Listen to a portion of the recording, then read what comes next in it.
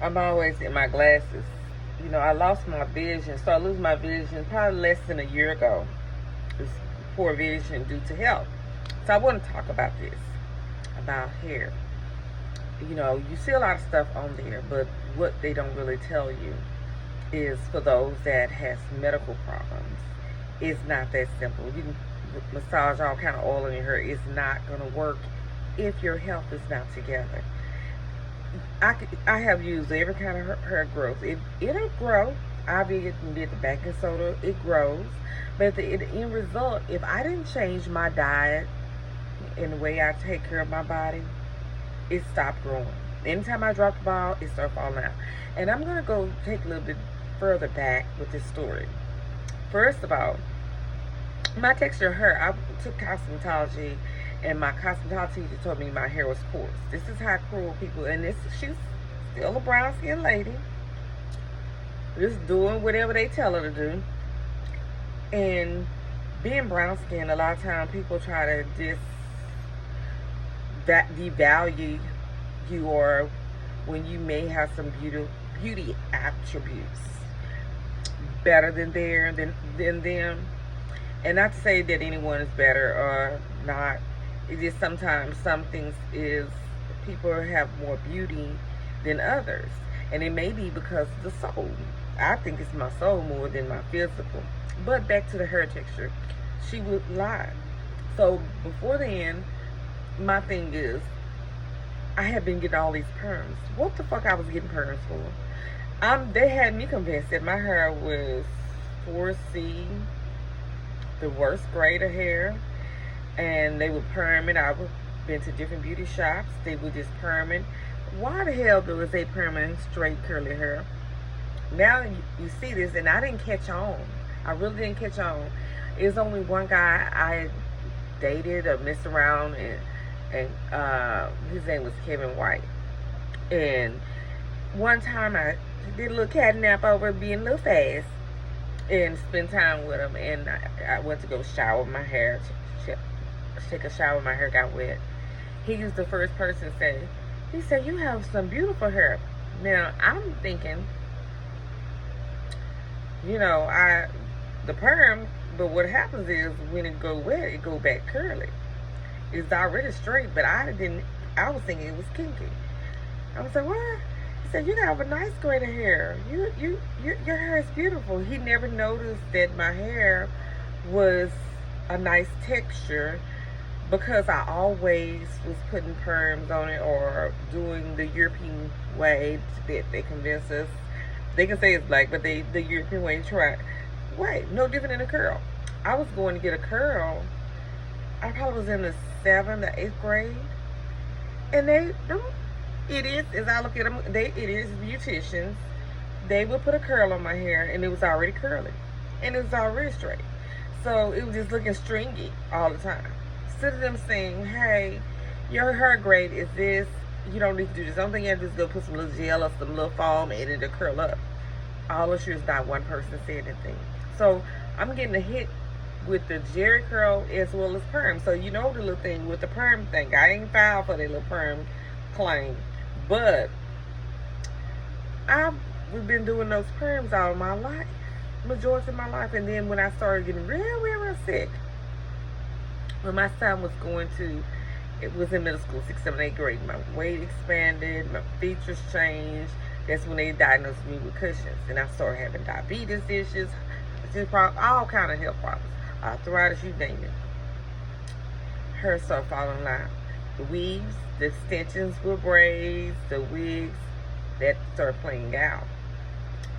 It didn't get any better, and so it wasn't concealing it. And so after the time you get tired of wearing a wig, it's defeating the cause. So I said, I'm going to do something about it. I'm just going to start doing my own research. And then I went to a dermatologist. And then when I went to the dermatologist, that's when she let me know, no, you have seborrheic dermatitis. I ain't never had seborrheic dermatitis all while I was growing up as a child.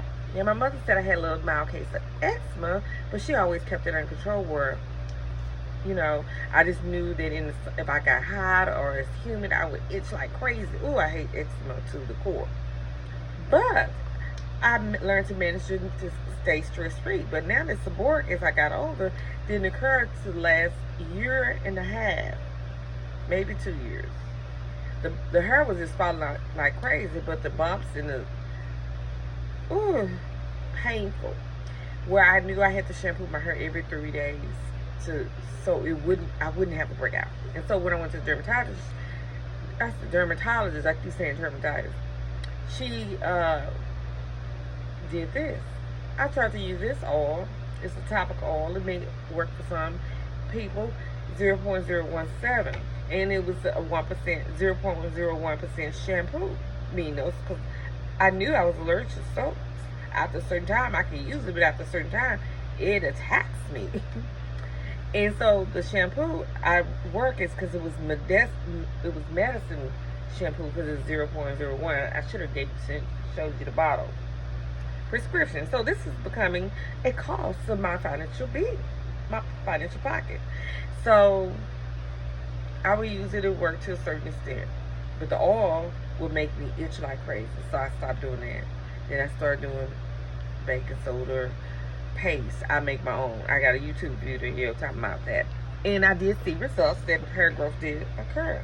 And it did reduce my issue with seborrheic dermatitis. It did do that. But what gets me is that all of us are different and we can't do what everybody else do. So sometimes we have to try different stuff. So when I eat wrong, I have these health issues. When I put foreign food in our system that we think is okay, it's breaking our system out. It's coming out of our pores. Skin breakout is not clear. Bumps. I've never had acne in my life, but I never had any skin problems. I never did anything to my face. But when you have health problems, all that stuff will start coming out. It'll come all out on your tailbones and your cooch, your legs, your arms. It doesn't have any respect of person when it comes to health problems, no matter what autoimmune infection or disease you may have. And so with the cushions, it is called an ugly disease. It's a round moon face. So, and it brings your hair out. Then rheumatoid arthritis brings your hair out. Then medicines bring your hair out. So I had so much against me. But what got me the most when I started going back is how my own skin liked people, knowing that my hair was a certain texture, and they was going on with the shred. Oh, you got bad hair. You got this, that. And then I talked to my cousin. I showed her a picture of me. I should have showed you one of the pictures. I said, who's this standing for mine? She said, no, that's you. That's all your hair. So to grow as a child with hair down your back and then have it a nice length all up into your 20s and when you get in your 30s around 2009, my life been hell since. It has been damn it to hell from 2009. It fall out, it grow, fall out. And when it came back, it's the foods that we're consuming, the foods we buy at the grocery store that we think, not reading the canned goods, not drinking, watching the water, all that plays a part on why everything is out of whack. And they had you thinking that it's hereditary. The Cushing disease don't even run in my family. What the hell? Where'd that come from?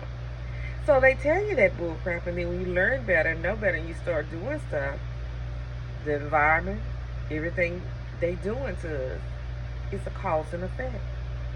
But this hair, I had to wrap it.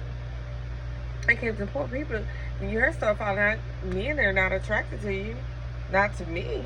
When I gained weight, some was attracted, some was not. When I was skinny, I've been skinny majority of my life. I'm like, it's like, Lord have mercy. Y'all just want to get between my legs. So it's like finding somebody to love you for who you are. I was a beautiful, slim young lady, but people take advantage of you. And then when they see they lose you, then they see you fix yourself up or look a certain kind of way. Hey, that's that greatness that I love about her. But as long as I'm down and sick, there's nobody to be around.